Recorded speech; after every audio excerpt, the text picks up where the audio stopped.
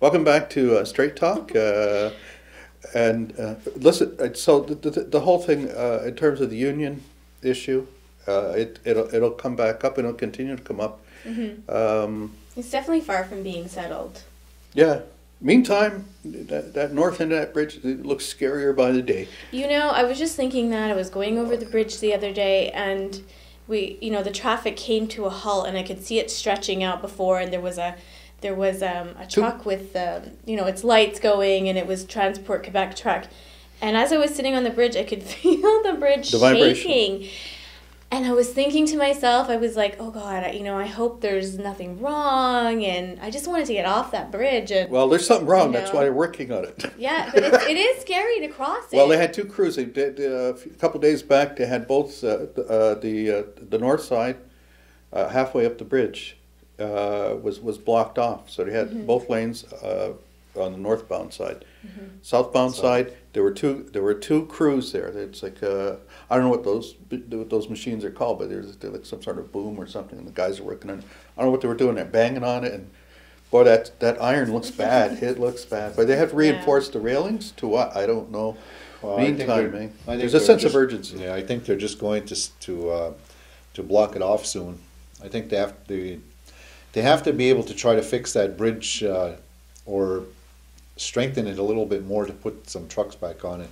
I guess they're getting a lot of pressure from whatever, it's the Teamsters or whoever else. I mean, because trucks are limited from being on there if they're, I think, 42 or 40, 4,800. Well, no tractor trailers on the southbound But that's side. my point is, because I was telling him, I was like, when they made the decision to stop trucks from coming over the Mercier Bridge, I said, how did we get to that? Is it because the fact that they're too heavy to be on the bridge, it's not, it's not strong enough, and then your mind starts to go, just as a person who uses the bridge all the time, it was a little scary. Well, but the underlying question under a lot of the stuff with the condition of the Mercier Bridge is why has this bridge been allowed to get so far into disrepair?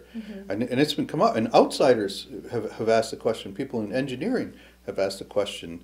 I've seen that in some of the outside media, and they think it's negligent. It is, but if you look at the bridge, and if you look at all the work that's been done, I can't say on our side, but I'll say on our side, on the south side of the bridge, over the years, we haven't had any problems with the bridge. All the work is on the north side of the bridge, over the water, whether it's still our jurisdiction or not. But that's where all the problems are. Yeah. And they're not doing anything to, I guess, mitigate the problems that are already there. And even now, it's the reason why they're limiting the trucks. It's not because the bridge is going to fall down. It's because the deck is falling down. Now, because it's been neglected for so long, and then with the salt and the weather and the weight, don't forget those trucks that are coming across.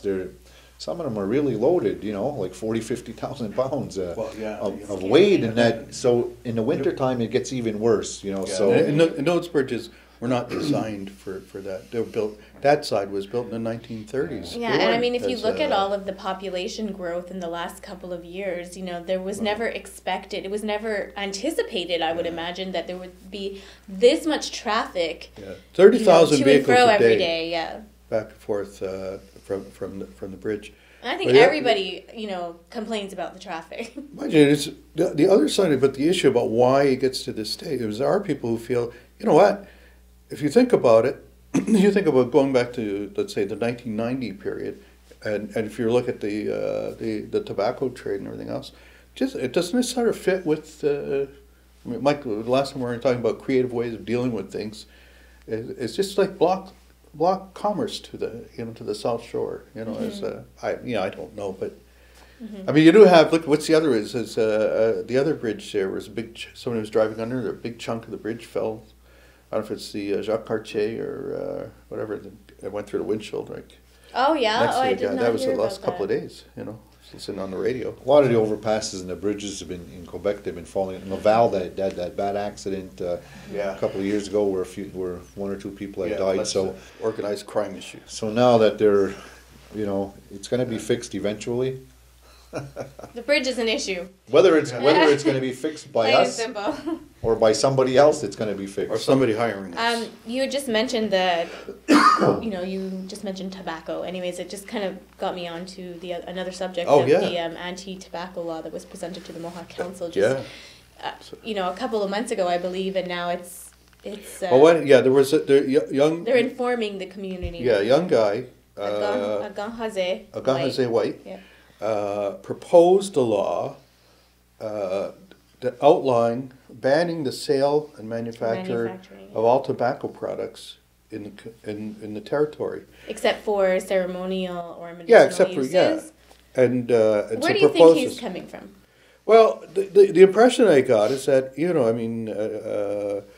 that it's come from a traditional perspective. There are people within traditional circles who feel that tobacco is a gift from the Creator, and it has its place and its use, which is ceremonial, and other ways of using it are abusive of that or whatever. Well, I mean, I can't speak for the we've guy, always but it been- seemed to be from that kind of a perspective. We've always been involved, and the community historically has always been involved in the tobacco trade.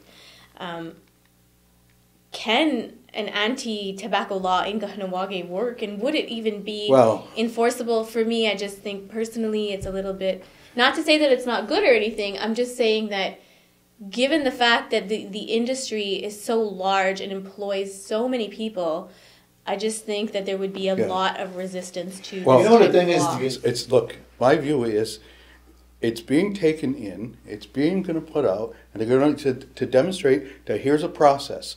And we're following, and yes, a community member can in fact bring forward a law. but still, But it's a law that but is why- not going to pass. I know, but why? We It's don't gonna know be if it's hard going to pass. But why? Listen, why It would may this? pass. Put money on it. Why would this? Why would this? Let's take a break though, and I want to come back to that, and we'll be back right after these messages.